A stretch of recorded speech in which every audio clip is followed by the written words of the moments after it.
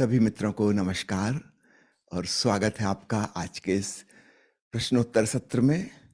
और मैं निवेदन करता हूँ माँ वंदना जी से आज के सवाल प्रस्तुत करने के लिए। प्रणाम स्वामी जी।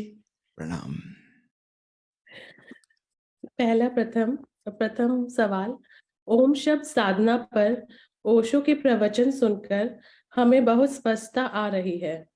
विज्ञान भैरव तंत्र की ध्वनि संबंधित विधि में ओशो ने आ ऊ और मैं में से ऊपर ज्यादा जोर देने को कहा है।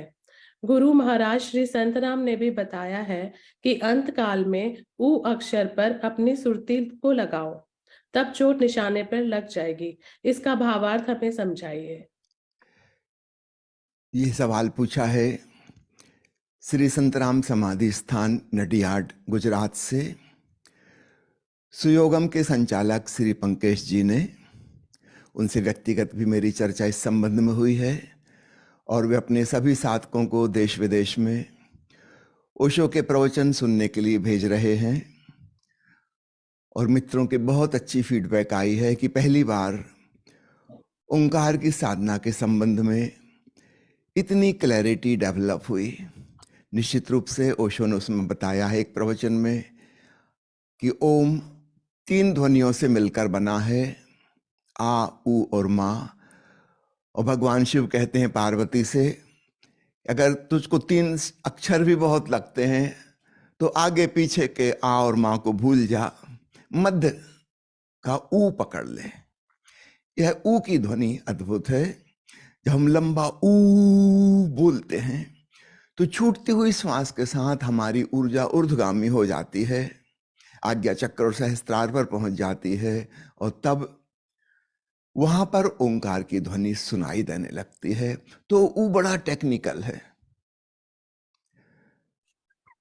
शंभु शब्द का प्रयोग भी हम इसी भांति कर सकते हैं। शंभु बोलते हुए ऊ पर जोर, अंत में लंबी जितनी देर तक श्वास छोड़ रहे हैं, शंभू ऊ बोलते जाएं।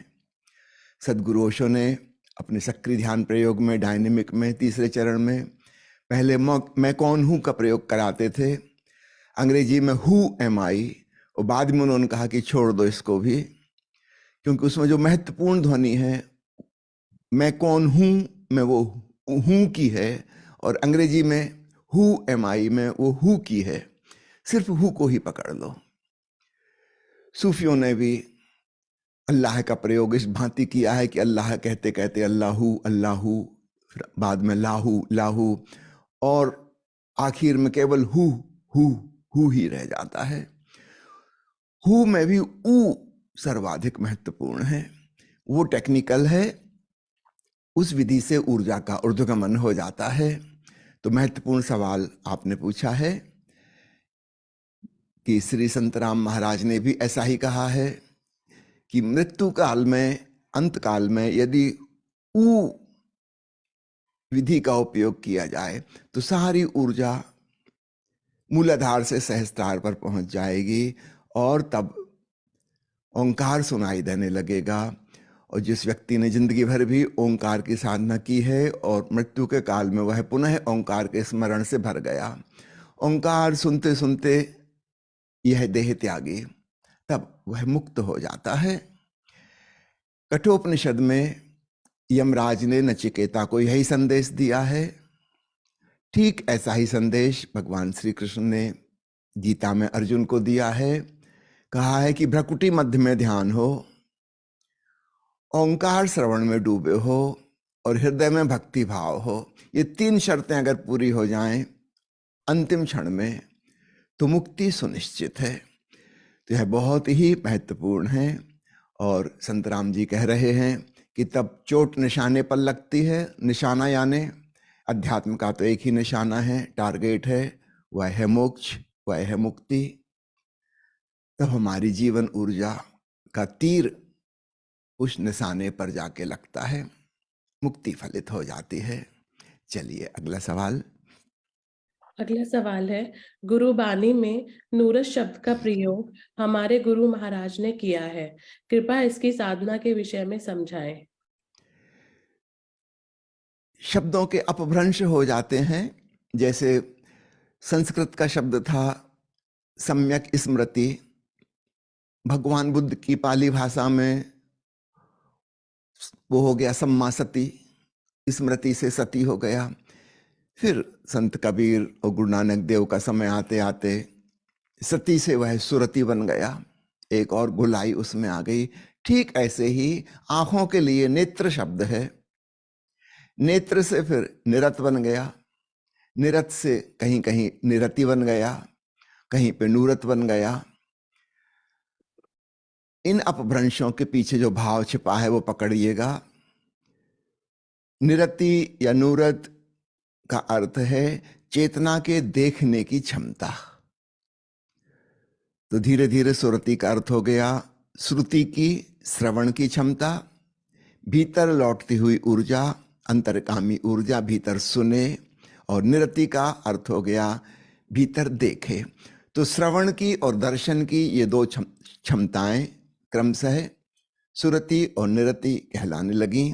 आपने पूछा है कि इसकी साधना के विषय में बताएं। साधना बहुत आसान है। अभी मैं थोड़े दिनों बाद गुजरात आऊंगा, आपके आश्रम में वहां पर ध्यान शिविर होगा। उसमें पहले हम सुरति की साधना सीखेंगे, क्योंकि वह आसान है, बड़ी आसान है। ऊ का प्रयोग करें, ऊर्जा ऊर्ध्वगामी हो जाती है, और श्रवण पर ध्यान दें।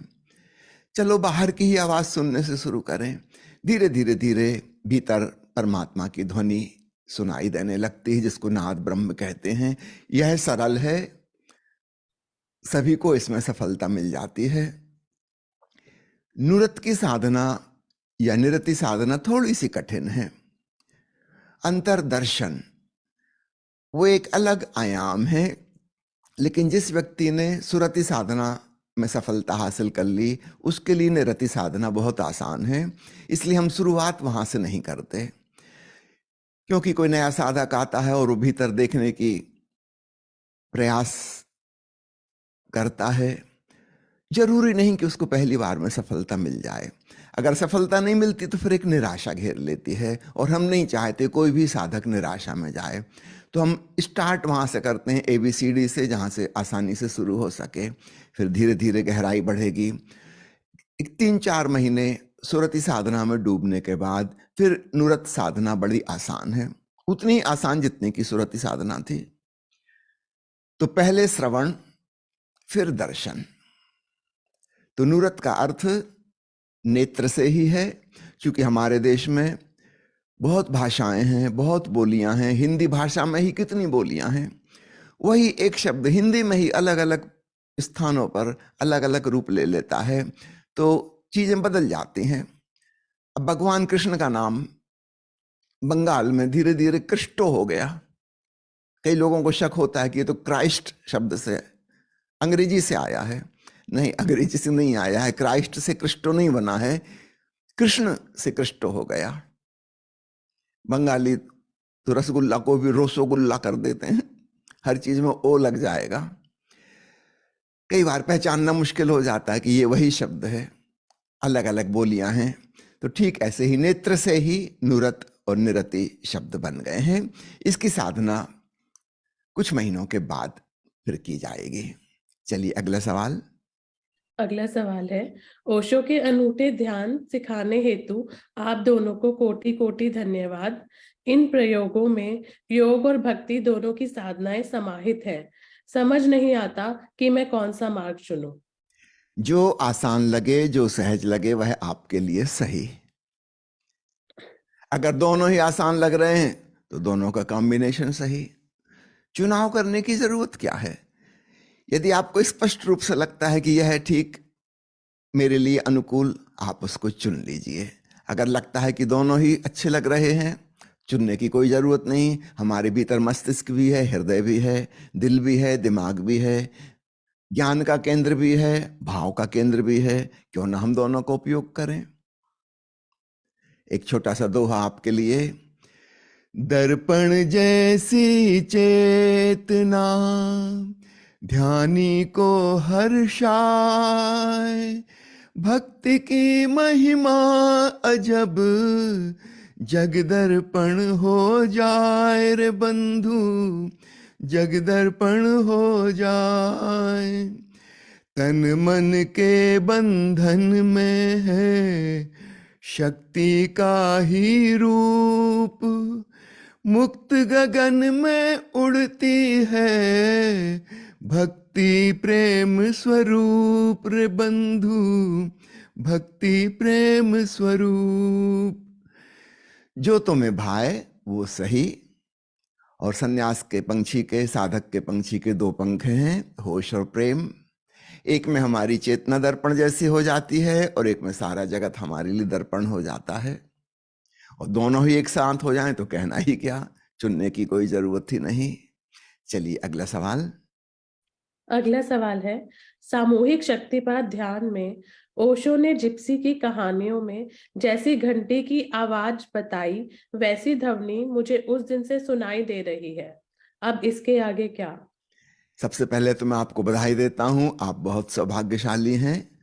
सामूहिक शक्तिपात के प्रयोग का जो लक्ष्य था ओशो ने स्पष्ट कर दिया। भीतर श्रवण में डूब जाना, भीतर प्रभु के चर्च की घंटियां बज रही हैं, उस घंटनाद को सुनना। तो आप बहुत किस्मत वाले हैं, एक ही बार के प्रयोग में आपको वो घंटियों की आवाज सुनाई देने लगी। अब पूछा इसके आगे क्या? अब इसके आगे सुरति की साधना है। अपनी जीवन ऊर्जा को, जो कि बहिर्मुखी है, जीवन की धारा बाहर को बह रही है, इस धारा को पलटकर राधा बनाना है। ज्यादा से ज्यादा अंतर्मुखी और इंट्रोवर्ट करना है। रोज सुबह शाम आधा आधा घंटे के लिए उन घंटियों की आवाज को प्रेम भाव से सुनो, भक्ति भाव से सुनो। पुनः याद दिला दूं, थोड़ी देर पहले मैंने जो कहा, भगवान कृष्ण ने कहा है गीता में कि भक्ति भाव में डूबकर आज्ञा चक्र पर या सहस्त्रार पर ध्यान रखते हुए ओंकार श्रवण। बिना भाव के किया तो कुछ बात नहीं बनेगी। तो अब इसमें प्रेम भाव जोड़िए, बहुत प्रीति पूर्वक उन घंटियों की आवाजों को सुनिए, उसमें डूबिए, लौलीन हो जाइए। यह आगे की साधना है। Next question please. सारी दुनिया में निरंतर बढ़ती जा रही नास्तिकता के लिए कौन उत्तरदायी है? निश्चित रूप से तथाकथित धार्मिक लोग, आस्तिक लोग उत्तरदायी हैं। उनका जीवन देखकर, उनका व्यवहार, उनका आचरण देखकर, उनके जीवन का झूठ और पाखंड देखकर धर्म के नाम से ही चिढ़ पैदा हो जाती है। ईश्वर के नाम पर जो ठेकेदार बैठे हुए हैं दुनिया में, जो धर्मगुरु उल्टे सीधे क्रियाकलाप कर रहे हैं, इनको देखकर ईश्वर पर से भरोसा ही खत्म हो जाता है।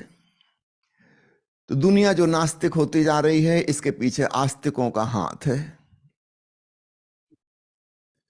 ये लोग जिस प्रकार का जीवन जी रहे हैं, ऐसा कौन जीना चाहेगा?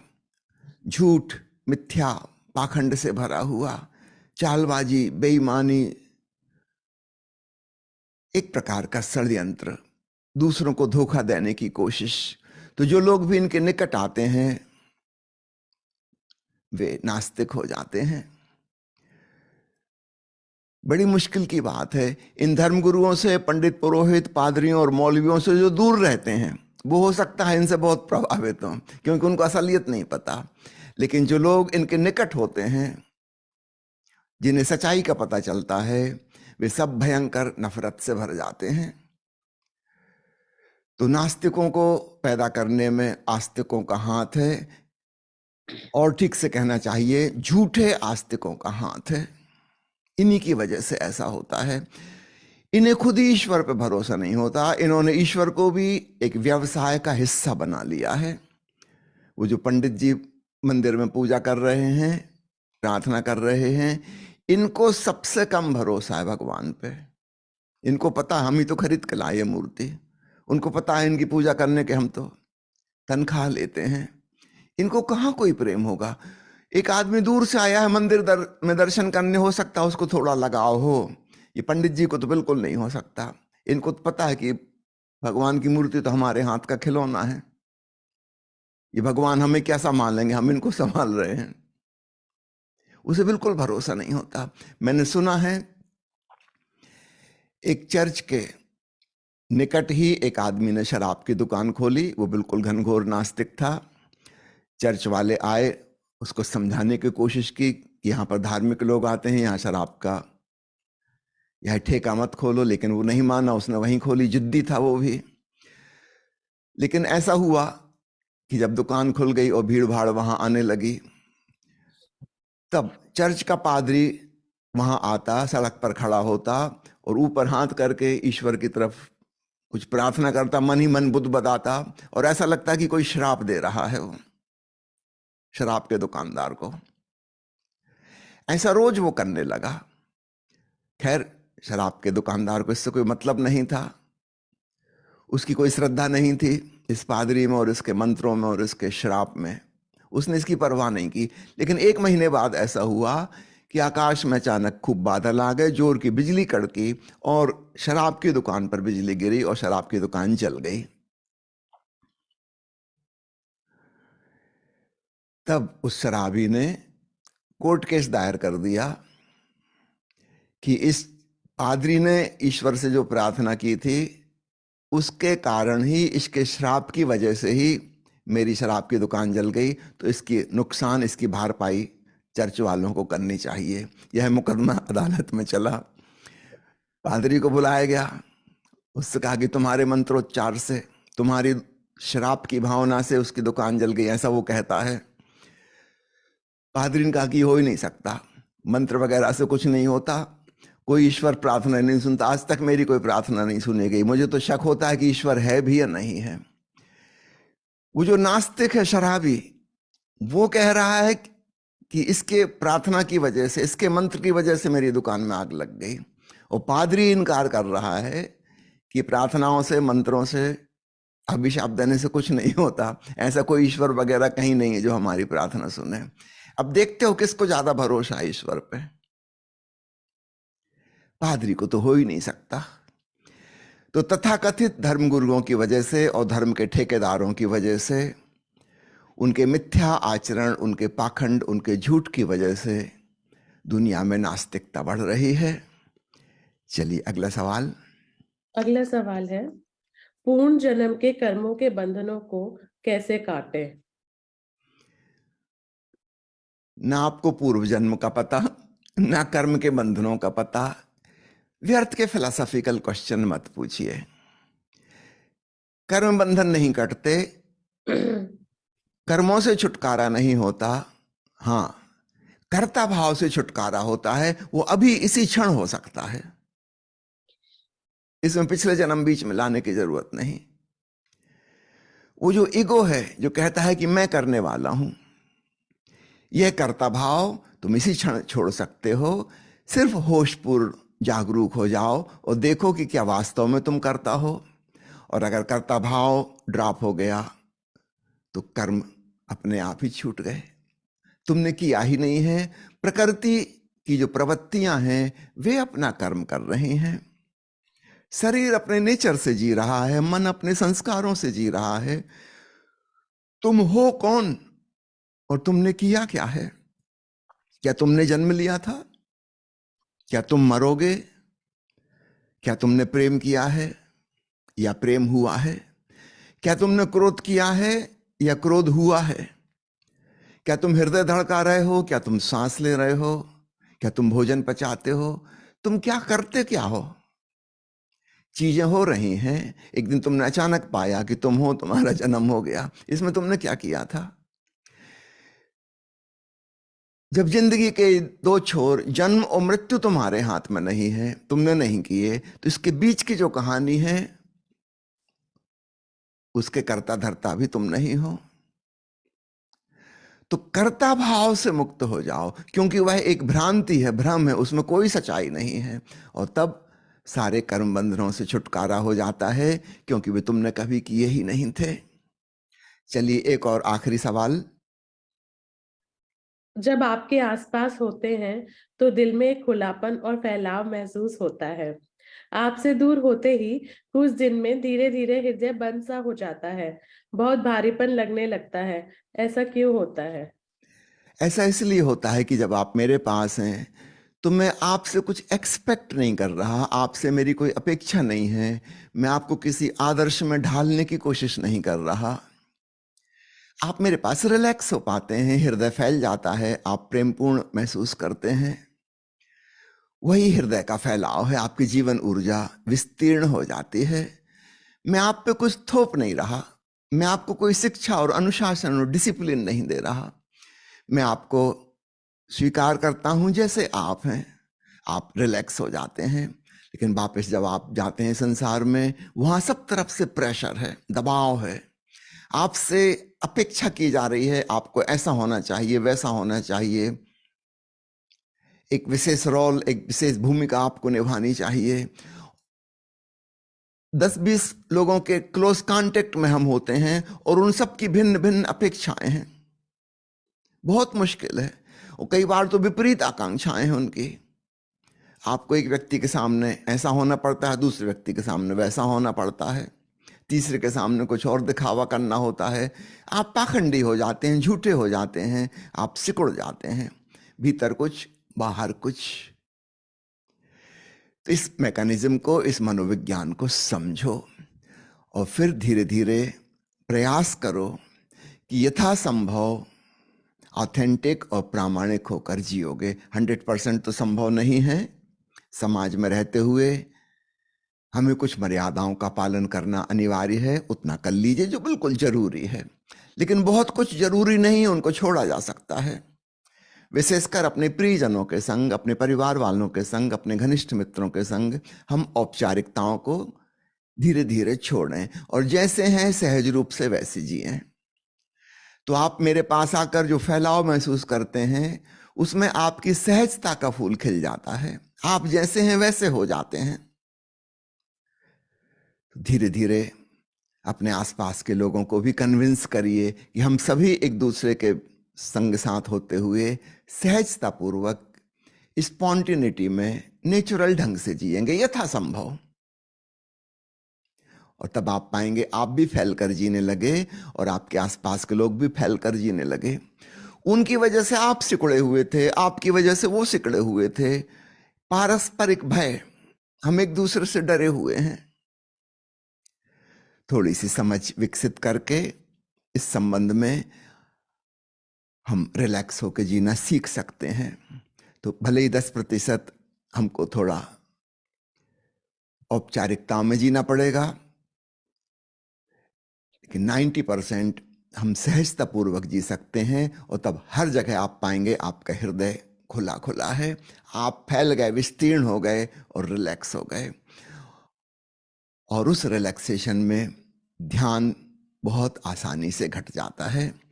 ओशो ने ध्यान की परिभाषा की है रिलैक्स्ड अवेयरनेस। दूसरे शब्दों में इसी को कह लें लविंग अवेयरनेस, प्रेमल सजगता। समस्त ध्यान विधियों का सार सूत्र यही है। तो चलिए, अच्छा हुआ आपको मेरे पास आकर उसकी झलक मिल जाती है। अब उस झलक का उपयोग करो। कुछ लोग इसको भी बंधन की भांति यूज करते हैं, फिर वो बार बार मेरे पास आने लगेंगे। नहीं, एक बार झलक मिल गई, इससे सीखो। अब मुझसे भी बंधना नहीं है, क्योंकि तुम्हें अपना जीवन तो वहीं जीना है जहां तुम हो। चलो, एक ग्लिम्स मिल गई, अब इसको, इसकी मैकेनिज्म समझकर इसको जहां हो वहीं अप्लाई करना सीखो। तो वंदना जी, काफी समय हो गया, आज की चर्चा को यहीं समाप्त करते हैं। बहुत बहुत धन्यवाद। स्वामी जी।